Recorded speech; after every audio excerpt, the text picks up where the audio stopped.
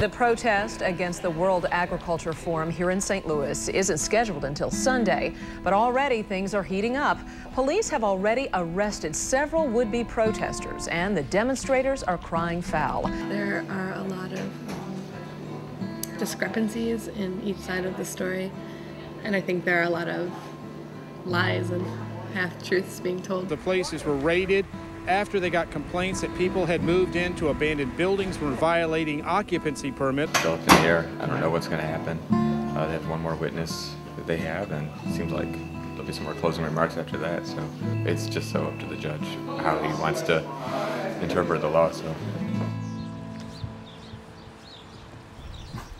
that's the thing about my job, is that there really is no set routine for a lot of these things. The circumstances under which a building gets boarded up varies widely depending on where it is, whether or not there's been an appeal filed, whether or not there have been permits taken out to do work, thereby extending the compliance period on a condemnation, or if the violations in question don't even warrant condemnation, which happens about 50% of the time. we found a city program called LRA, the Land Reutilization Authority, where they get buildings that people don't pay their taxes for a number of years. Usually it's people that inherited a building and they don't even live in the city or the state, never even seen the building. The city puts the buildings up for auction. If no one bids on the auction, then the city is stuck with them and they keep them. And some buildings have been there for 20 years or so. There's thousands of buildings in this program all over St. Louis. It's one of St. Louis's biggest problems. So they want people to come and fix these buildings up. So we did that. We bought the Bolo Zone for $800. We put a few $1,000s in to start, to buy some tools, to buy some lumber, to buy, PVC pipes, kinds of stuff, and we started working on it. Bolo Zone is an urban living experimental project, and a bolo is a house or a place that has a focus on one particular project. And a community would then be made up of multiple bolos, each having its own project, and they would all interact with each other and share resources. A lot of the people here were involved in the starting of the camp building. The camp building is the Community Arts and Media Project, and it's about 10 blocks away from here on Cherokee Street. So we had about 7 different groups that were interested in buying a community center building and fixing that up. Camp was originally comprised of Southside Workshop for exploring alternative technologies is what the garages are at this point. There's a bike workshop.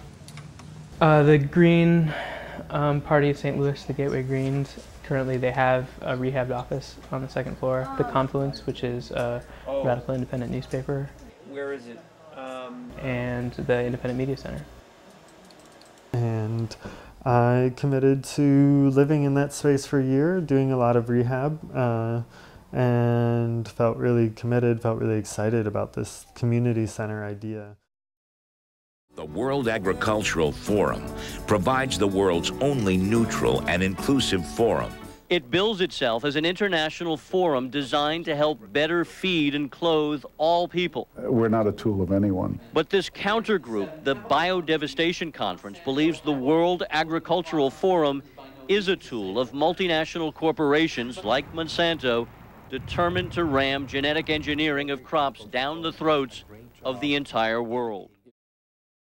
In March or April last year, 2003, I got an email from a friend of mine, Ben Matchstick, who said, "Hey, the World Agricultural Forum is happening in St. Louis.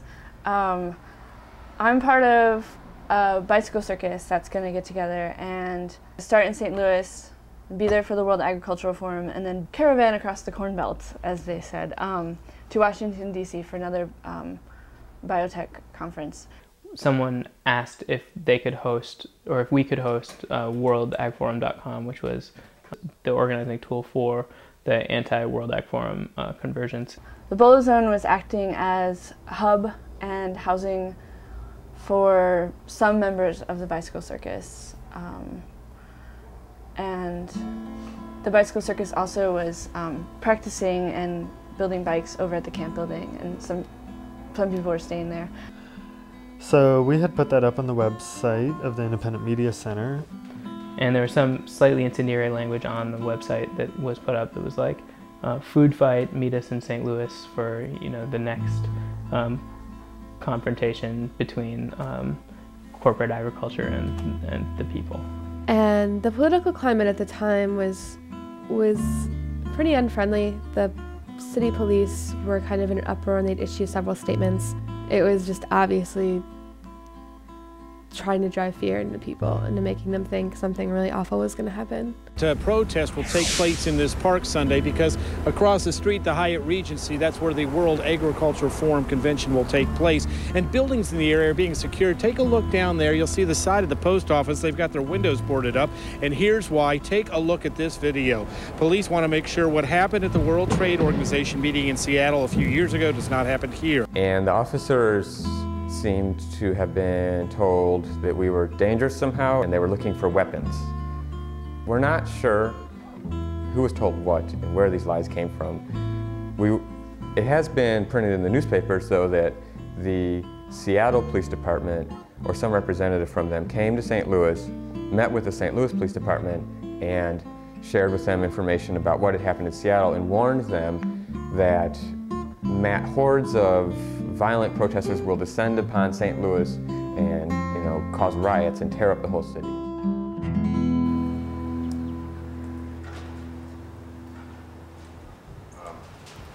At 10 a.m. on May 16th, I was actually sitting at this desk working on my laptop. And in this case, we were expecting anywhere from 10 to 30 people to be at the property. And I saw a woman in a white shirt, which pretty soon I identified as a police officer's uniform. So yes, the police department did show up in force to make sure that there weren't any problems. Looked out farther and I saw more cop cars, and then I saw tow trucks, and then I saw giant flatbeds. So I started wondering, you know, things are flashing over my head, what the hell's going on? 2 women came into the room and said that there were cops at the front door. When we first came to the building, there were several people outside and a couple people on the front porch. And they'd locked the front door because the cops didn't have a warrant. As we approached, the people that were on the front porch turned and ran into the house and slammed, and we could hear a door lock. And so I got up and threw on some clothes and walked out of this room. We knocked on the door, basically saying, hey, you need to come out, this is condemned property, there's not supposed to be anybody in here. I saw a van, a police van, and probably about 4 vehicles. People inside said something to the effect of, no, you can't make us leave, we don't have to go, we don't have any right to do this. As I exited this room, I heard the front door being kicked in. At which point the police department did force the door open. Slam, slam, slam. And about right here, there were already cops coming up the stairs. Then they conducted a sweep of the house to find all the occupants and remove them so that we could board up the house. A couple of us were out here painting butterfly flags, pretty harmless, and the police came up, told us the house was condemned, and forced their way inside, and didn't have a search warrant.